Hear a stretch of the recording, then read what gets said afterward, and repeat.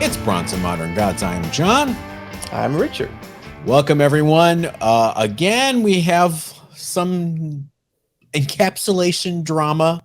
We're not going to get into it right away, though, because we also have your viewer mail. We've got the 25-year rule, our underrated books of the week. And before we get started with anything, we are recording this, Richard, on Sunday, August 28th.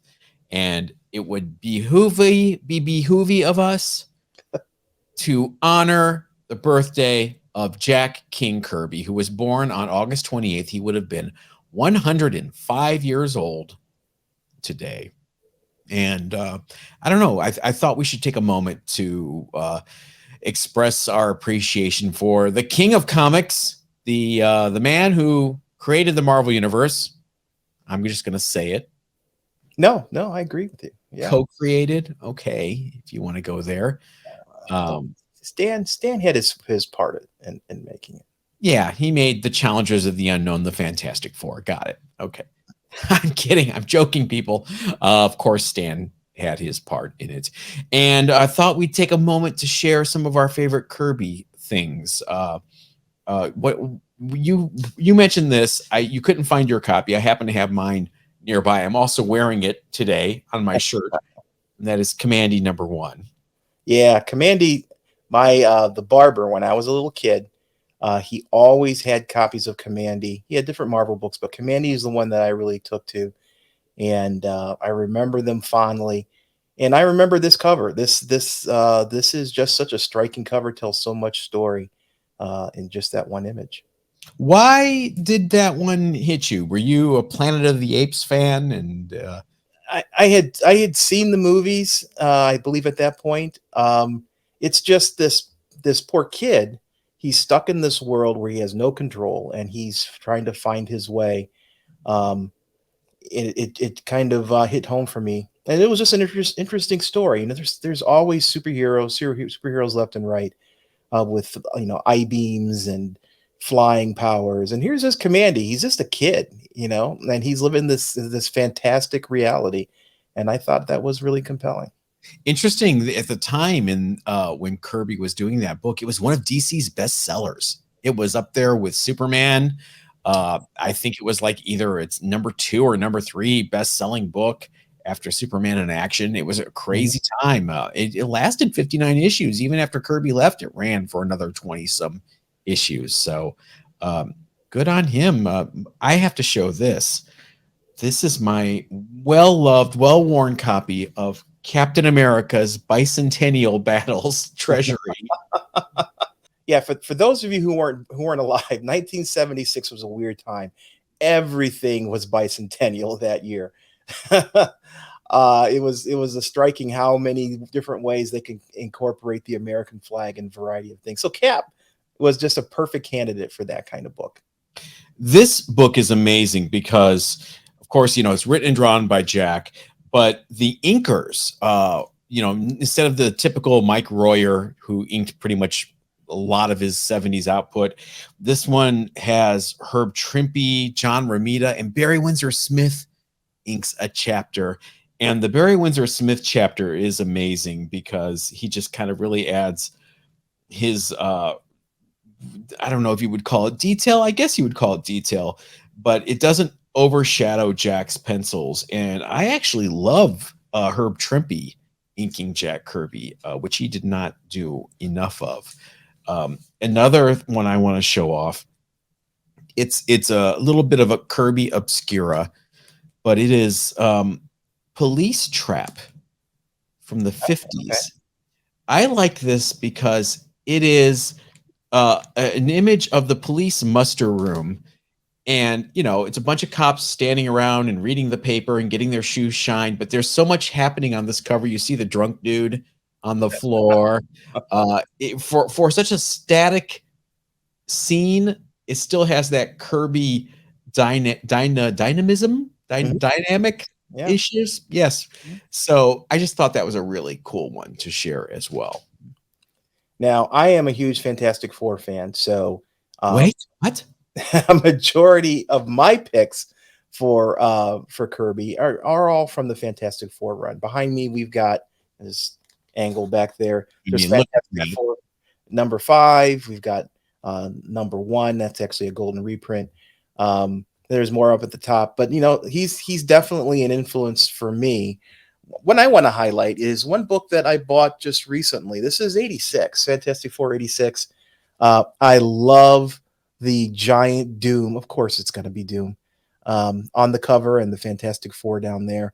And Kirby draws he can draw emotions on faces with so few lines. His characters, there's very minimalism in terms of the lines he uses in the face, but he can convey so much information that it's amazing.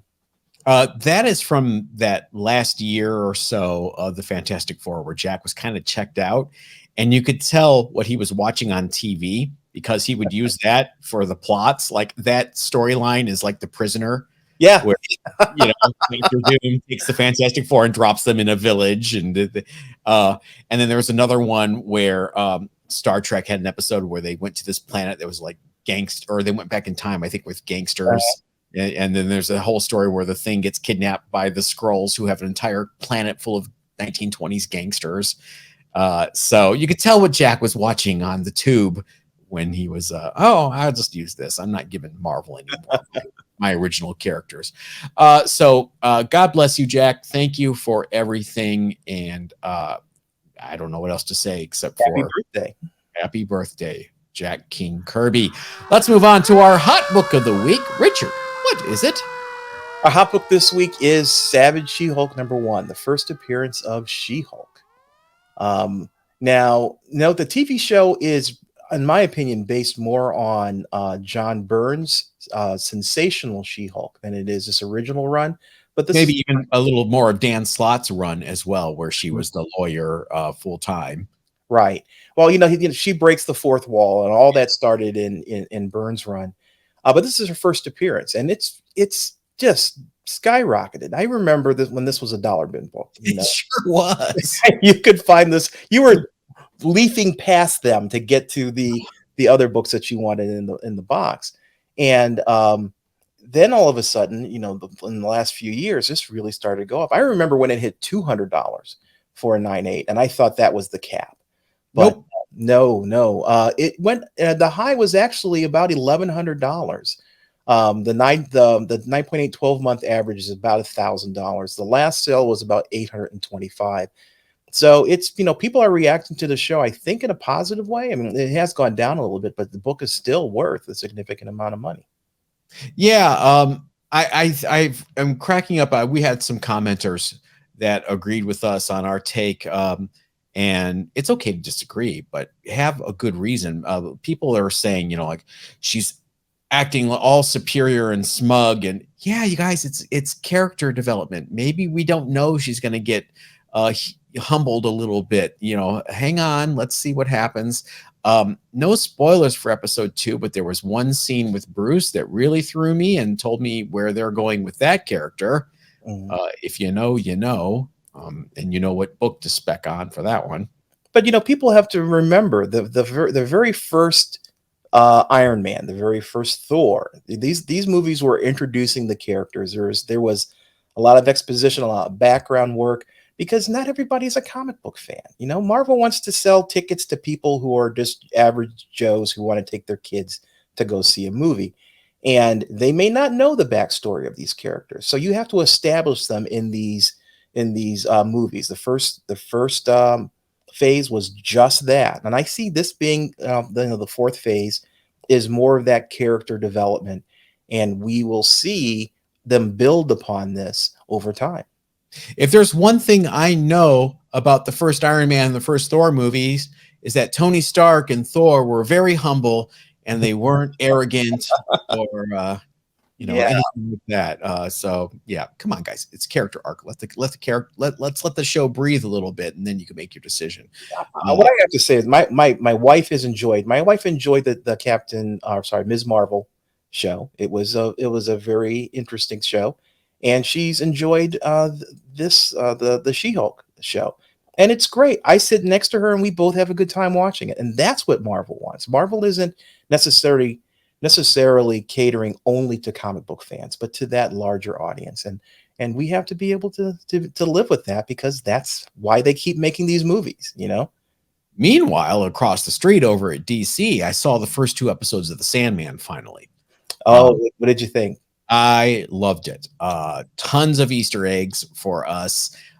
Very, very faithful. I don't like the fact that they're almost burying the fact that it was a DC Comics property. You know, the beginning credits, it's Warner Brothers presents. Well, Okay. you know, at the end, they show the DC logo after all the credits. That was pretty strange. This was a Vertigo book, though, right? It didn't start off as a Vertigo book. It was a new format, I think, you know, and then when they converted all those things to Vertigo, I think it went Vertigo for sure. Well, I never read this series back in the day, so I know it's. I'm a huge I'm a huge Gaiman fan, sorry, it's a huge Gaiman fan. Thank you. So I'm surprised I never got into it, but I watched the first episode, you know, without any kind of preconceptions, and it was great. The second episode was great. The third episode I started to watch, and I'm having a little trouble getting past some of the hard parts in it, because I don't like controversy in my TV shows. I haven't seen it yet, so I'll have to compare notes with you next week. Yeah. But no, it's a great series. I think the character development is great. The CGI is amazing. I just hope that Warner Brothers can stay above ground long enough to finish the series. Well, that's the thing now, is where's season 2? It hasn't been renewed for season 2 yet. There's already a movement to get that going. And if the rest of the season is as good as the first 2 episodes, I'm down with joining that movement for a season 2. If they introduce death later on in this series, it's a no-brainer. I think it's a no-brainer. And now to get to our main topic this week. Richard, whenever we talk about CGC and we complain and we moan and we kvetch, there's always a group of people in the comments that say, what about CBCS? Come on, guys, CBCS. Go to CBCS. Well, I've never lost 370 books from CGC before. Why don't you bring everybody up to speed? Yeah, there was a post on a Facebook group from a gentleman who he submits a large number of books to CBCS and has some for a number of years, was familiar with the people there. He actually takes in books for other people and he submits them for them. And he had a number of large submissions that he wanted to send in, and he sent them in, and found out later from CBCS that they had misplaced the books. They did not know where those books were, and that was a problem. CBCS, in my opinion, is, I think they didn't respond to this quickly enough to really stop the rumor mill. There was this crazy story out there about CBCS was so backed up that they sent books off to an offsite grader for him to categorize the books, and then That's what they told the dealer in an email. So that's not a rumor. That's insane. That is insane. The timing is so bad, because then Beckett sends an email saying, here's our new headquarters, in Dallas. And then they send another email saying, the Beckett vault for cards. Send your cards to us and we'll take care of them in our Beckett vault. Hell no. Oh my God. You're not getting anything of mine. No. And this, again, once you open that door, I saw so many posts from people about their negative experiences with CBCS that probably wouldn't have shaken loose if it hadn't been the right environment for it. And I blame that on CBCS. They really should have immediately contacted this gentleman and worked out a public apology, which they did do later. They did post a statement about how they value integrity, and they're launching a full investigation into the allegations. But it was a little too late, in my opinion. The good thing they did here was they made their announcement addressing this on their socials. They weren't shy. They went right to the socials where the majority of people are and said, look, we're going to look into this. Whereas CGC kind of buried their response to Acetate Gate in the CGC forums, which, by the way, I'm shocked at how many YouTubers had no clue about the CGC forums. I know we're old, but I don't. Frankly, I'm glad because I bought so many books on the CGC forums. Everyone ignore the forums; they do not exist. Yes, I don't want competition on one of my favorite honey holes. So yeah, CBCS. I'm leaning towards the 7-Up slogan. Never had it, never will. I'm not gonna take a chance, John. CBCS. Forget the facts the labels are crap. We're gonna forget that entirely. We'll just send your books to Larry's house so he can grade them in the garage, and then after Larry pre-grades them, he'll send them back. It'll be good. It'll be fine. Oh my goodness, that's just terrible. I've actually heard it twice this week. EGS mentioned in a positive light. Still have not heard PGX mentioned at all. But no, it's CBCS has struggled as the second runner in this race, second place in the race, and they had an opportunity to really take advantage of CGC's slip ups, and it's a hold my beer moment. The friggin' Keystone Cops. Yeah. CBCS is run by the Keystone Cops. Steve Borak is gone, the guy who left CGC to help found CBCS. He's now at my comic shop. So, good on you, Steve. Beckett has been very active in the YouTube community, in the comment sections of some of these videos that have been talking about this week. Before, we weren't going to do a breaking news video. We have jobs. I mean, not that these other guys don't have jobs. It's just, we have families and we're way too busy to hit it until our normal time.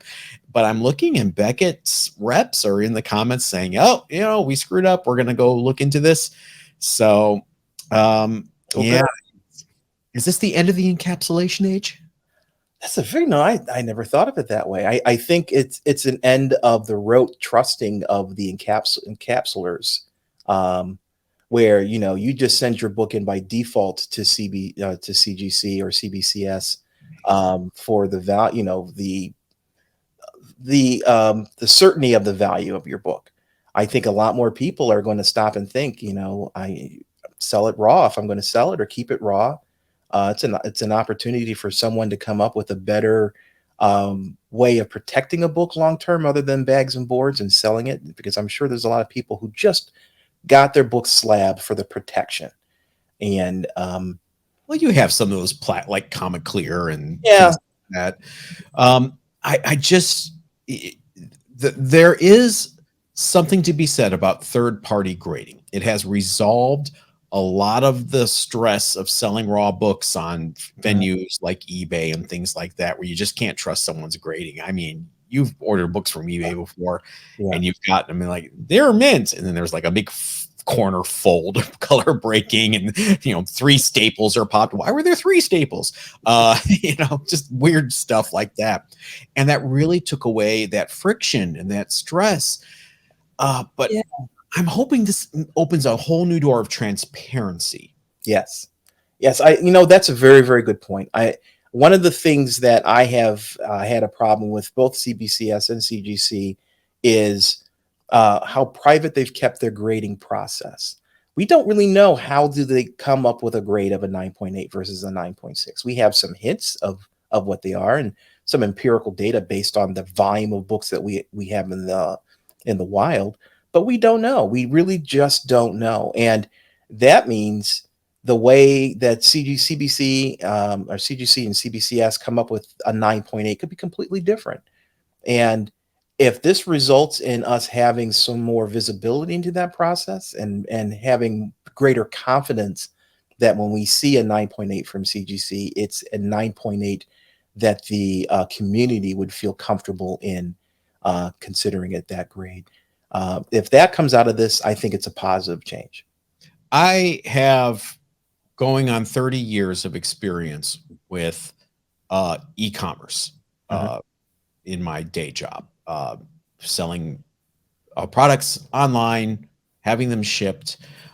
warehousing costs involved, labor involved.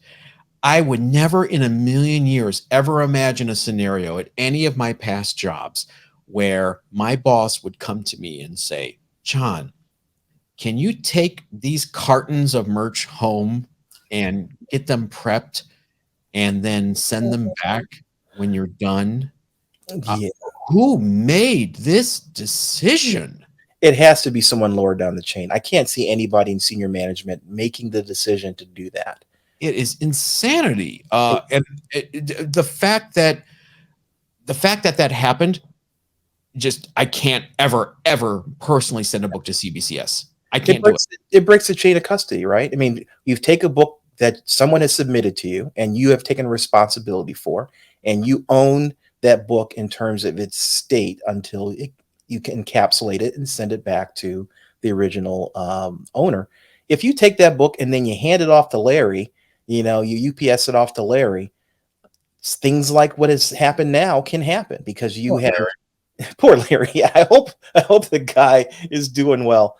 But no, it's no longer safe in your facility as the original owner thinks that it is. It's flying off to wherever to be graded in an environment where its safety isn't guaranteed or the environment is regulated.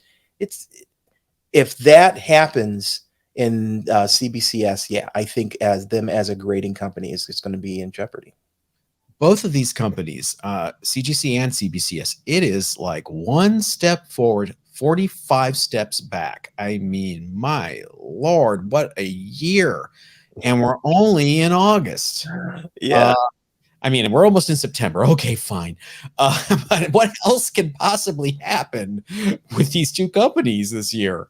I don't know. I don't want to imagine. What do you guys think? This has been talked to death this week for good reason. Something might happen Monday morning before this episode goes live at 3 p.m. Eastern that is going to completely change everything. Let us know in the comments. We want to hear what you think. And John and I didn't even have to worry about what to come up with as a topic for the last 2 weeks. I texted Richard. I was like, "This is the easiest this show has ever been." I know it's on rails here. I take no joy in it, frankly. It's so, as a collector, it's so frustrating and it's so bad. But we want to hear from you, and in fact, we love hearing from you because it helps us with our next segment called Viewer Mail. You've got mail. My first piece of viewer mail is an email to bronzeandmoderngods@gmail.com from Eddie, who says, first off, big fan, great show, great insight. Thank you, Eddie. Now then, John, you had some interesting thoughts on the ethics of whatnot dealers, specifically saying they should stop the bidding if it gets too high or on a book presumably above fair market value. While I applaud your integrity, I want to ask if this same type of integrity applies to other facets of the comic book dealing universe, or if it's simply a taste thing regarding whatnot. I was at several conventions over the last 3 years where seemingly every dealer had books marked up 20 to 40% above going rates on eBay. Does that bother you? Yes. I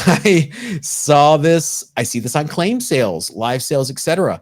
How about Facebook Marketplace, whose folks greatly exaggerate their collection when trying to sell it?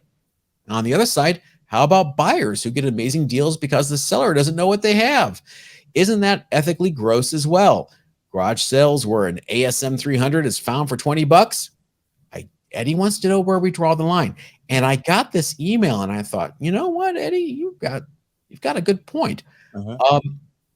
It's gray. Nothing is black and white when it comes to this. I know you guys are going to roll your eyes when I say this. I have a witness. Ryan, the owner of my LCS, Pulp Fiction at Long Beach, has seen me do this, where I will find something in this dollar bin and I will say, Ryan, why do you have this for $1? And I'll put it on the counter, and I will do that. But do we expect people to do it? I mean, I won't begrudge someone a come up, especially if they're a collector. Yeah. It's the gross things, and I use that word gross a lot on this podcast. The gross things, like, let's talk about Fan Expo in Canada this past week, with the Todd McFarlane Batman foil cover, where a bunch of Whatnot sellers bought a whole bunch of multiples, then marched right over to that Whatnot exhibition booth, and were selling them live from the same show where they were a con exclusive, where they were still available at the con. That's gross. Yeah, it's a fine line, because I remember, and from a local LCS a number of years ago, I bought 8 copies of Ultimate Fallout 4 second print for $8 a piece. The seller, the owner of the store really wasn't aware of the book, so I bought them. Bought them cheap. Was it I under obligation to inform him of the relative value of that book? I didn't feel that I needed to. Now, if these Whatnot sellers, I think it's the optics that's the real problem here. Yeah, where they're taking it what looks like advantage. To me, the market people will pay what the market will bear, right? So if people feel that this book is worth $300 to them, and people are offering them at $300, it's satisfying a market. I personally would skip buying these books. I have no interest in these types of books, especially those kinds of markups, especially a brand new book.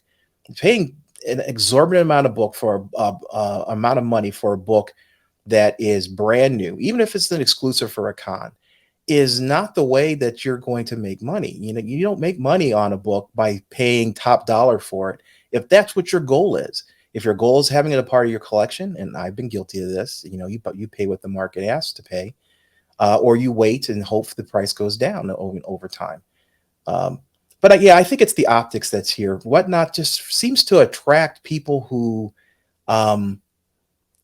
seem to be taking advantage of their audience. And I don't know if that's really true. Again, because if the market doesn't want to pay the prices these people are offering the books, then the market doesn't have to buy at those prices. Yeah. You could argue the Whatnot sellers are providing a service for people who couldn't go to Fan Expo. Mm-hmm. Hey, I'm gonna sell this. Yeah, I know it's probably cheaper than a flight and a hotel and the ticket to get here, the markup, but it's supposed to be for everyone at that show. Yeah. And when they get in line and they buy multiples and multiples and multiples, and they go right literally down the hall and sell them on Whatnot and claim that these books are sold out and this is the price they're going for. No, they're not yet. No, I do have to say, some of the marketing techniques that people who sell on Whatnot, I find a little suspect.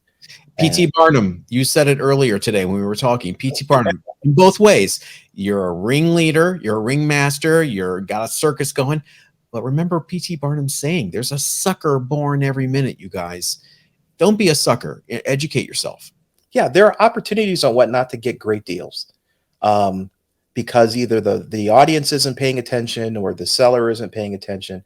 There's a lot of opportunities to do that. But there's also opportunities for especially the hype that gets built up on these sales, where they do giveaways to drive up enthusiasm, and then they start a book at what appears to be a low price, and that gets into a bidding war.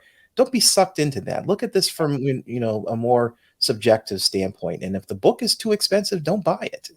Don't let yourself be pulled into FOMO. Don't get sucked into that experience because it is exciting. It's nice to watch the auctions and everything, but set a budget for yourself. Really educate yourself on what the book actually is selling for. Eddie, this is a long-winded way of saying you have a good point and we don't have an answer. You do. We have to be very careful about how we phrase things, because I think the optics are bad on this, and I don't think very many people can disagree with that, but not necessarily them selling books at a profit. Yeah. All right. Richard, what is your next piece of viewer mail? My next piece is from Monkey. Hi, Monkey. What I appreciate the most about your videos, outside of all the content, is you don't use the standard dumbfounded facial expression clickbait thumbnails that every other influencer use. Instead, you use a relevant image and screen caps to provide a preview of what you're about to see, almost like a comic book cover. Yeah, I have to say, if you go back to some of our earlier videos, You're guilty. you're guilty of that whole look. It works. I mean, it's been proven, the statistical thing that those kinds of thumbnails draw viewers. But we've changed over time, and John is the responsible for making all the logos and all the thumbnails. And I think we would rather stand on our laurels than necessarily drawing in people because the faces that certain people make. It was something we did at the beginning. If you look at the early thumbnails, it was a way of branding ourselves more than anything. I wanted people to know who we were. I wanted people to see us and decide if they wanted to watch the video based on our mugs. And here's the thing about thumbnails like that work. They work until everybody starts doing them. Mhm. Once everybody starts doing it, it becomes a standard thing. People burn out on it. And so we're trying to stay ahead of the curve, but we're still guilty. There was a video when I announced Near Mint NFT a while ago where I'm doing the open mouth pointy at the logo thing. Yeah. Thank you, Monkey.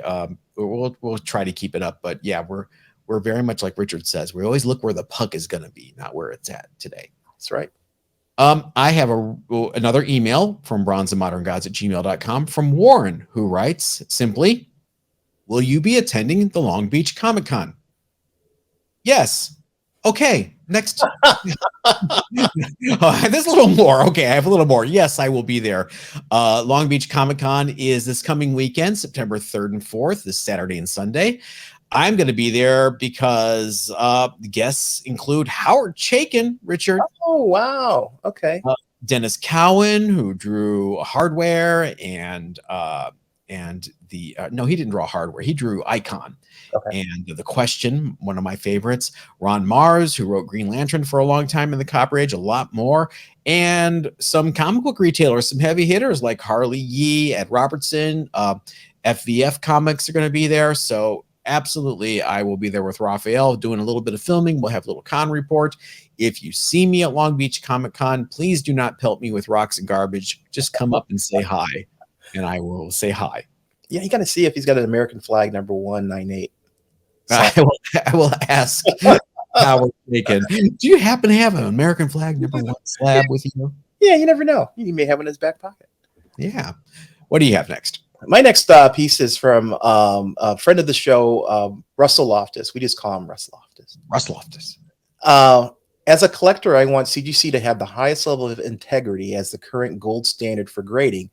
But the closer they get to sellers and gimmicks with grading, the more their integrity should be questioned.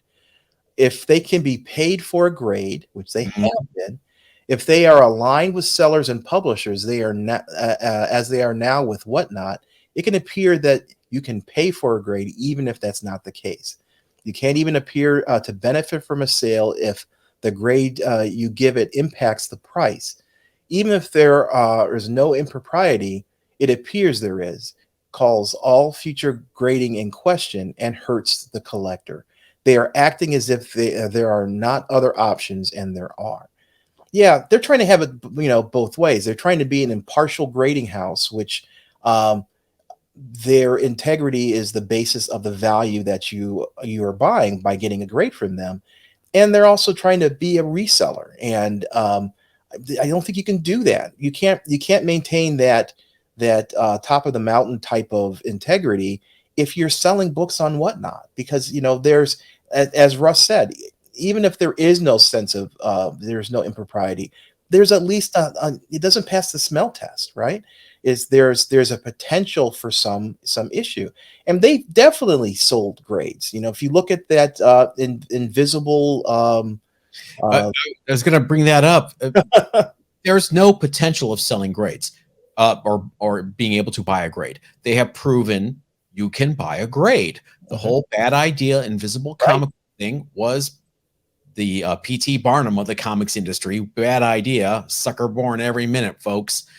Buying multiple different grades of an invisible comic book. I don't know if it's a genius art project or just they think so little of you guys as collectors that you're going to fall for anything.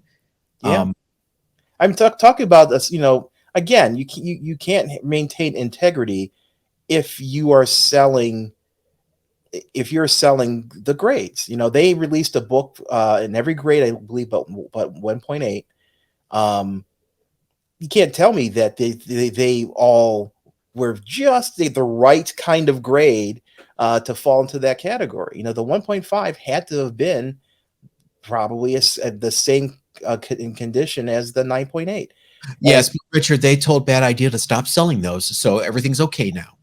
yeah, their marketing department needs to be online with their grading standards, and Oh, you know, it's one thing, and I think Russ brings it out. You know, when you start involving yourself with publishers and sellers as that gold standard grading house, you are diluting the value of your primary service, and there's really no way around it. There are other ways of marketing. There's other ways of making money other than trying to be involved in the sale of comic books. let's go back to Whatnot. They announced Whatnot Publishing. They're publishing their own comic books now. So if you are internal at Whatnot, does it behoove you to promote your own book at the expense of others in terms of platform placement and carousels and things of that nature? Of course it would. Mhm. So don't be shocked when you start seeing prominent placement for Whatnot Publishing books on the app. Yeah, I know CGC has a problem in that they are no longer really the masters of their own destiny. They are owned by a bigger company, just as CBCS is owned by Beckett. And sometimes I think those larger entities are making decisions for them because it can generate additional revenue, which is their goal. But you can't generate revenue in this manner without paying consequences. And I don't think long term is what they want to do. I've also found in my past work working for corporate overlords like that, a lot of times these decisions are made because that's what you think your owners want, and you make these decisions to drive revenue, and then you're told otherwise. Wait, what are you doing? Why are you ruining the long-term nature of this business? And you kind of have to be slapped down. So hopefully, fingers crossed, that happens. Right. Don't hold your breath. Well, thanks, Russ. Let's see what happens next week. Yeah, see what happens tomorrow. Let's see what happens in 25 years. It's the 25-year. Hey, continuing our tribute to Jack King Kirby, the 25-year rule this week. We go back to 1997 for Jack Kirby's Fourth World #1. Richard, this is probably something you would want. It's a continuation of DC Comics' quickly redirected umpteenth New Gods relaunch from 1996, which got off to a really bad start. And then they said, oh, crap, bring John Byrne in. So they brought John Byrne in to take over the writing and the art chores for this relaunch of Jack's Fourth World characters, including the New Gods, Mr. Miracle, and the Forever People. Beautiful Walt Simonson covers on these. This series ran for 20 issues. It was good. I read it. It was respectful. It was nothing incredibly groundbreaking. It was Byrne doing Kirby, which Byrne tends to do. When Byrne does Kirby, he does Kirby well. You can get entire lots of this series pretty cheaply on eBay if you really want it. It's not one of those books that sell for a lot, but it's a good, entertaining read if you want that. You're a John Byrne guy. You've never read this book, have you? I have never read it. No. Yeah, I'm a huge John Byrne fan. Have you ever read a New Gods book at all? Yes. I believe New Gods 1 I read. That's a hesitant yes. That is a majority of fandom. I didn't get this. Yes. No, again, it's like I read it 30 years. Yes, 30 years ago. Yes, kind of. Okay. A lot of people just don't get the New Gods, and that's okay. It kind of takes the meter is weird. The dialogue is strange. My counter to that is, yeah, they're gods. They don't talk like humans. So if you want a human, look at the Terrible Turpin. He's a human and he talks normally. All right, let's move on to our underrated books of the week. Richard, what do you have? Oh, this was a fun book. My pick this week is the Official Handbook of the Marvel Universe #1. I remember when these things came out. Anybody who was collecting books back in the early 80s remember, it was basically a serialized encyclopedia of all the characters in the Marvel universe. And it was great. You know, issue number one, they were all alphabetized like an encyclopedia.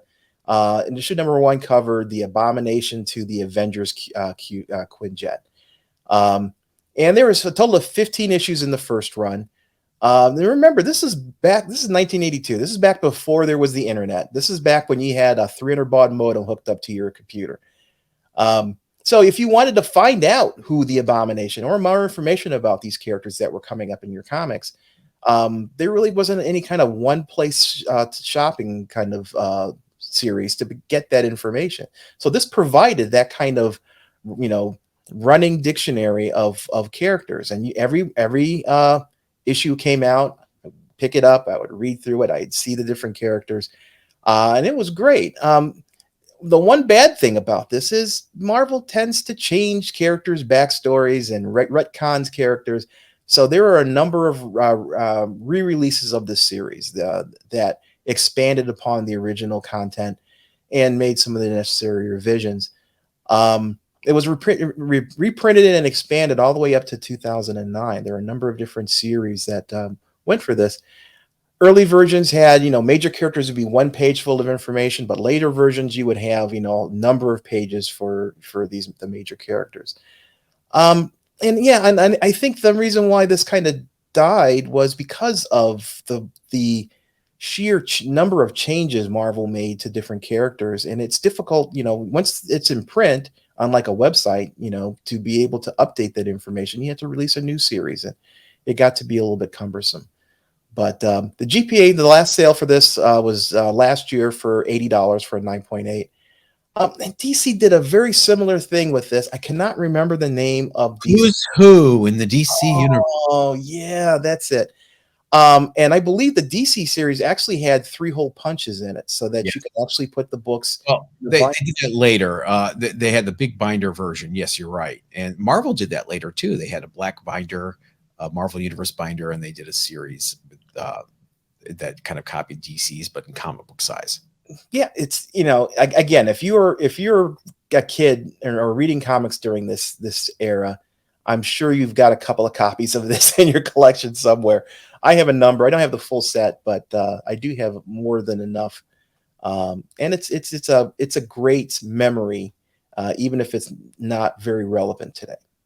It's real fun to look at the last issue, which is the Book of the Dead, where they feature all the dead characters, and just flip through it and see how many came back. Yeah, no one's dead for forever except for used to be Bucky and Uncle Ben. Yeah, that's true. Now it's just Uncle Ben. Yeah, well, I'm sure Uncle Ben will come back at some point. Man, don't get me started. I remember Jean Grey was in the Book of the Dead. That was funny. Oh, that's cute. My underrated book of the week is continuing our tribute today to Jack Kirby on his birthday, and that is Win a Prize #1. This is one of the wackier books to come from the mind of Simon and Kirby. From the 1950s, it was originally prepared for their own publishing house called Prize Comics, but when Prize Comics went under, they sold all their finished inventory to this and Bullseye and the other books that they did to Charlton Comics, who published those final issues. 2 issues of Win a Prize were produced. Basically, this was an anthology comic book with some awesome Kirby art, but the hook was each issue had a series of giveaways included where you could win a bicycle or binoculars or other prizes. Now, do they actually ever give these prizes away? Who knows? I'm gonna kind of doubt it, since they just sent the art to Charlton. I doubt Charlton said, "Okay, we're gonna fulfill all these prizes you guys promised." Right. I have issue 2 right here. Now, free prizes. Now, did it require you to cut out a coupon to mail in? So there are a number of these books running around with missing. No, a lot of it was essays, like write and tell us why this, or there would be like a mystery, like a little detective mystery, you know, solve the mystery and we'll pick a winner from all the correct responses. I've never found an issue 1 in the wild. I haven't been seriously looking, but never found an issue 1 yet. The most recent GPA sale for an issue 1 was for a CGC 5.5 in April of 2019 for $109. I think I got this, looks like a 6.0, 6.5 copy of Win a Prize #2. I think I got it at California Comic Con 10 years ago for $10. So win a prize, kids. Just read this comic book and send us your thesis, and you might win a camera. Who knows? Richard, what a week. Yeah, and it's funny how it's just seemed to keep coming in waves, and it just kept building upon itself. Ah, boy, CBCS really just dropped the ball. Oh, well, let's strap in for this week. Something's going to happen. I don't know what. We can't have a quiet week. We can't have nice things, Richard. Always leave us a comment. Let us know what you guys think. Follow us at Facebook and Instagram at Bronze and Modern Gods for any breaking news. And if you like this video, Richard, what should they do? Please like and subscribe. We've got all kinds of great content coming. Come see what we do in the future. We appreciate you having you. The more you people like this video, the less we'll do clickbaity thumbnails with our faces. There's a deal, right? That's right. No one wants to see my bulging eyes, right? All right, we will see you next time. Everybody stay safe.